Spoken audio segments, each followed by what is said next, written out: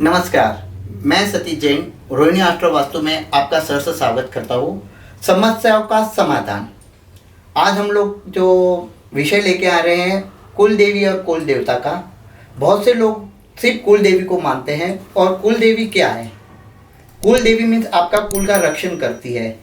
कुल देवी आपको परिवार बढ़ाती है, आपके घर में मांगलिक कार्य करवाती है। पर उसके बावजूद लोग कुल देवता की ओर थोड़ा सा दुर्लक्ष कर रहे हैं। तो हम लोग वो कुल देवता के बारे में बताएंगे कि कुल देवता क्या होती है। कुल देवता को क्षेत्रपाल देवता, ग्राम देवता, नगर देवता, गोगा देव, बहुत सारे नामों से कुल देवता को पहचानते जाते हैं, जो आपको कुल को बढ़ाती है। आप जो बिजनेस कर रहे हैं तो उस बिजनेस को आपको सहाय्य करते हैं कुल देवता। तो लोग सिर्फ कुल देवता, कुल देवी को मान रहे हैं, कुल देवता को नहीं। जिनको नहीं पता है वो अपने इस देवता को मान सकते हैं। पर कुल देवी और कुल देवता मनुष्य की प्रगति के दो मेन पद चिन्ह है। जब व्यक्ति इन दोनों को उनकी पूजा अर्चा करता है, उनके जो कुलाचार पालता है, तो वो लाइफ में बहुत सारे आगे बढ़ता है।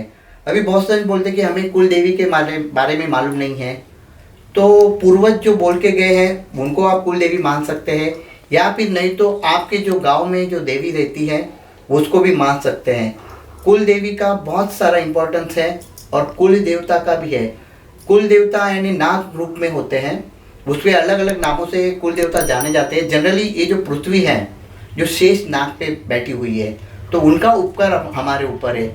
तो नाग के रूप में कुल देवता होते हैं। बहुत से लोग बोलते हैं हमारे पत्रिका में काल सर्प दोष है। काल सर्प दोष यानी क्या?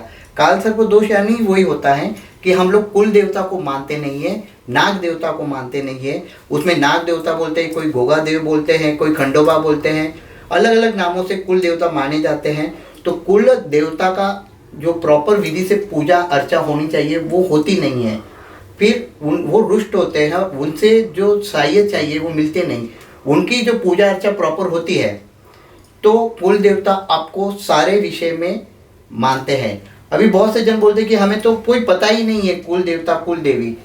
तो आप जिस सिटी में रहते हैं उसकी भी कोई देवी देवता रहते हैं, गणेश जी भी उसमें आते हैं, तो उनकी भी पूजा अर्चा कर सकते हैं। आपके घर में पूजा स्थान में उनको स्थान दो।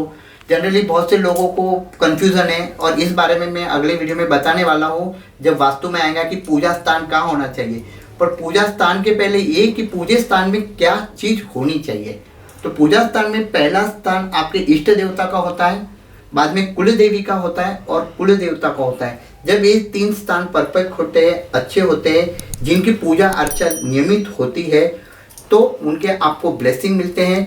आपके सारी समस्या का समाधान होता है। आपके बिजनेस में, कैरियर में, नौकरी में, फैमिली में, सब में दिन ब दिन प्रगति होती है। तो कुल देवी और कुल देवता के बहुत सारा इम्पोर्टेंस इस लाइफ में है। हम लोग कुल देवी और कुल देवता को नज़रअंदाज करके दूसरी जगह भागते हैं, इसलिए आपको सॉल्यूशन नहीं मिल रहा है। तो मेरी आपसे विनती है कि आप अपने कुल देवी और कुल देवता को ज़्यादा से ज़्यादा ध्यान दें, उनकी पूजा अर्चा करें। यही मनोकामना। नमस्कार।